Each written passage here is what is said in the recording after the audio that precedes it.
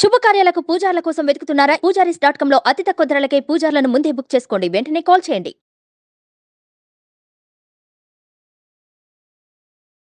ఇప్పుడు మీరు ఒక మాట అన్నారు నరేంద్ర మోడీ అని. ఎట్లయినా రాజకీయాలు చాలా దగ్గరలో ఉన్నాయి మనకి. తెలుగు రాష్ట్రాలలో జరగబోతున్నాయి. కేంద్రంలో కూడా ఎలక్షన్స్ రాబోతున్నాయి.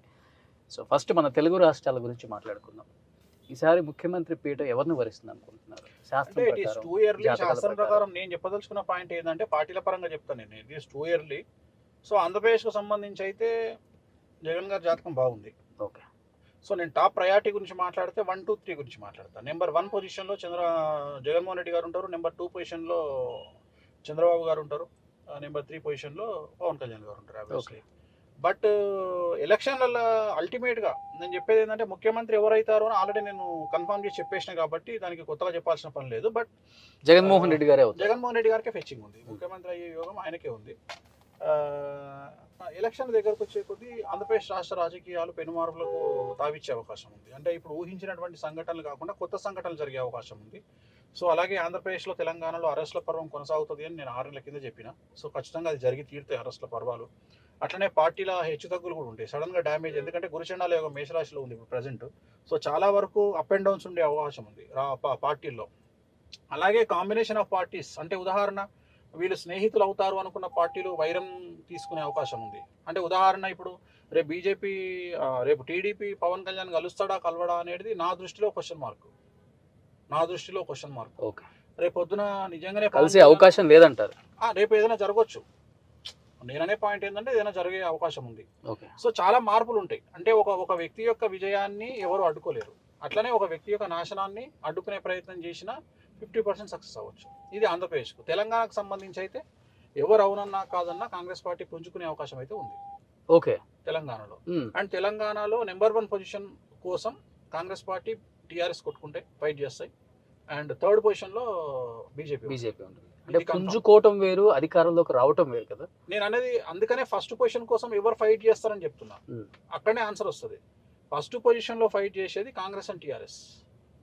ఫస్ట్ పొజిషన్ కోసం అంటే గవర్నమెంట్లో రూలింగ్ కోసం ఫైట్ చేసేది టీఆర్ఎస్ అండ్ కాంగ్రెస్. అంటే ఒక కర్ణాటక ప్రమేయం లాగా ఉంటుంది ఇక్కడ కూడా. ఒక జేడీఎస్ కుమారస్వామి గారు ఎలా ఒక రోల్ మోడల్ గా అక్కడ కర్ణాటకకు అయ్యారో, 18 సీట్లతో చీఫ్ మినిస్టర్ అయిన వ్యక్తిగా నిలిచిపోయారు.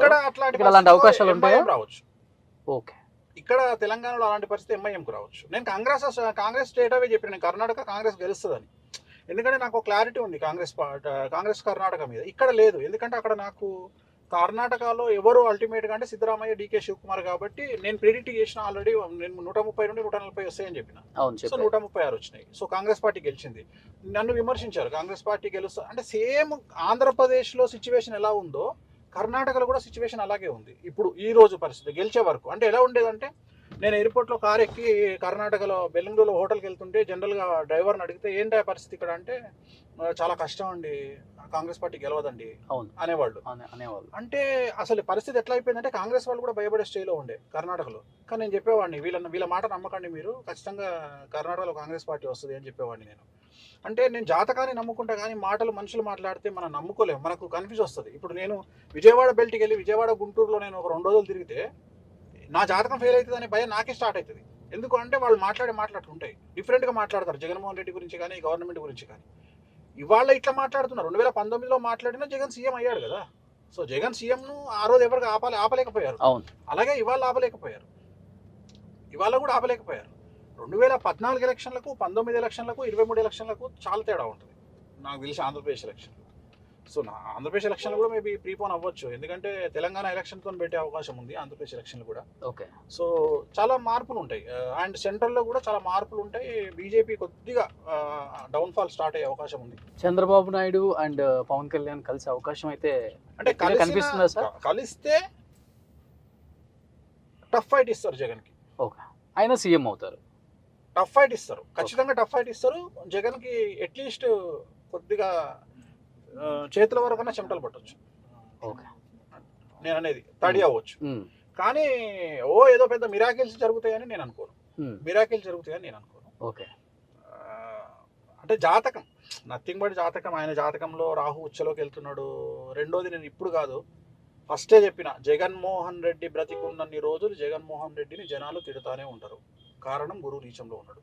మరి ఓట్లు ఓట్లకు తిట్టుడుకు సంబంధం లేదు, ఓట్లకు పబ్లిసిటీకి సంబంధం లేదు. పవన్ కళ్యాణ్ గారు రోడ్డు మీదకి వస్తే ఇసకేస్తే రాలనంత జనం ఉంటారు, అవి ఓట్ల కింద కన్వర్ట్ కావు. ఓకే. సో జనాలు వస్తున్నారు కదా ఓట్లేస్తారు అనుకుంటే భ్రమ, అలాగే జనాలు తిడుతున్నారు కదా ఓట్లు వేయరు అనుకుంటే అది కూడా భ్రమనే. తిట్టడానికి దానికి సంబంధం లేదు. ఇంకో మాట కూడా చెప్పా, మీరు రాహుల్ గాంధీని పప్పు అంటున్నారు, ఆ పప్పు నిప్పుగా మారే టైం వచ్చింది అని చెప్పిన. కర్ణాటక నుండి మారింది, కర్ణాటక నుండి గ్రాఫ్ మారింది కాంగ్రెస్ పార్టీ. కేంద్రంలో మారే అవకాశం ఉందా సార్ ఈసారి? కేంద్రంలో అంటే ఎక్కువ స్కోప్ హంగుకి అవకాశం ఉంది, కాంగ్రెస్ పార్టీ రూల్ చేసే అవకాశం ఉండొచ్చు. అంటే ఇవన్నీ ఇప్పుడు సింగిల్ టు సింగిల్ మాట్లాడుకుంటే వేరే, అంటే అవతల ఎవరున్నారు 2 నిమిషాలు మనం మాట్లాడడం, కానీ గుంపులో మాట్లాడుకున్నప్పుడు నేను క్లారిటీ తీసుకోవాల్సి వస్తుంది. ఇంకోటి ఏంటంటే మనం ఏదైనా మాట్లాడితే దాన్ని ఏం చేస్తారంటే దాన్ని వైరల్ చేసి వేణుస్వామి చెప్పింది జరగలేదని చెప్పి మాట్లాడతారు. ఇప్పుడు ఈ మధ్యన నేను ఒక వీడియో చూసి షాక్ అయినా. నేను ఏమన్నా అంటే, నన్ను యాంకర్ క్వశ్చన్ ఏమడిగిందంటే, ఎగ్జాంపుల్ మనమే మాట్లాడుతుంటే, ఏమండి కేటీఆర్ గారి జాతకం ఎలా ఉంది, కేటీఆర్ గారికి సీఎం అయ్యే యోగం ఉందా అని చెప్పి అడిగాడు. యాంకర్ అడిగింది నన్ను, లేడీ ఇంటర్వ్యూ అడిగితే నేను ఏమన్నానంటే, అమ్మ 2023లో కేటీఆర్ గారు ముఖ్యమంత్రి అయ్యే యోగం లేదు, కేటీఆర్. సో కేటీఆర్ అనే దగ్గర కేసీఆర్ అనే దగ్గర మధ్యలో టీ ఒకటే ఎక్స్ట్రా. ఇక్కడ కేసీ అంటే సి, అక్కడ కేటీ అంటే టీ, మిగతా అంతా సేమ్. వాడు ఏం చేశాడంటే వేరే పార్టీ వాళ్ళు ఆ బిట్ని కట్ చేసి కేసీఆర్కు సీఎం అయ్యే యోగం లేదని పెట్టేశారు సోషల్ మీడియాలో.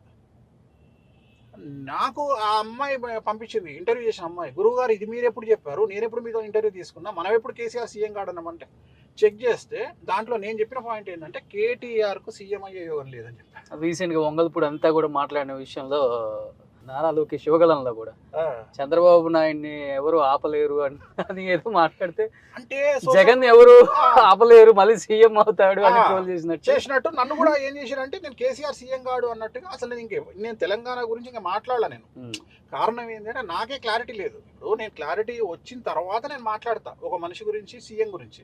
నాకు తెలంగాణ గురించి క్లారిటీ లేదు, అందుకని ఏం చెప్తున్నా నేను పార్టీల పరంగా చెప్తున్నా. నేను చెప్పేది ఫస్ట్ పొజిషన్ గురించి కాంగ్రెస్ బీఆర్ఎస్ కొట్టుకుంటాయి, థర్డ్ పొజిషన్ గురించి ఇక్కడ థర్డ్ పొజిషన్ అంటున్నాను. ఎందుకంటే వాళ్ళిద్దరిలో ఎవరు గెలిస్తే వాళ్ళు ఫస్ట్ లో ఉంటారు, సెకండ్ లో ఉంటారు, థర్డ్ పొజిషన్కి వచ్చి బీజేపీ ఉంటుంది. అంతేగాని తెలంగాణలో బీజేపీ రూల్ చేసే అవకాశము 100% లేదు తెలంగాణలో, నేను చెప్పేది. బట్ తెలంగాణలో రేపంటూ ఫైట్ చేస్తే ఒకవేళ వస్తే కాంగ్రెస్ లేదా బీఆర్ఎస్, ఈ రెండే అవకాశం ఉంది తప్ప థర్డ్ పొజిషన్లోనే బీజేపీ ఉంటుంది అనేది నాకు ఇది కన్ఫర్మేషన్. ఇది అఫీషియల్గా నేను ఇచ్చిన వర్డ్. రాహుల్కి ఈసారి యోగం ఉందంటారు? రాహుల్కి ప్రధానమంత్రి అయ్యే యోగం లేదు. ఒకవేళ గవర్నమెంట్ పార్టీ పుంజుకునే అవకాశం, పార్టీ పుంజుకుంటుంది, అంతేగాని ఆయన ప్రధానమంత్రిగా ఉండడు, పెళ్లి చేసుకోడు, అది ఎప్పుడో చెప్పేసాడు. రెండు లేవు ఆయనకి.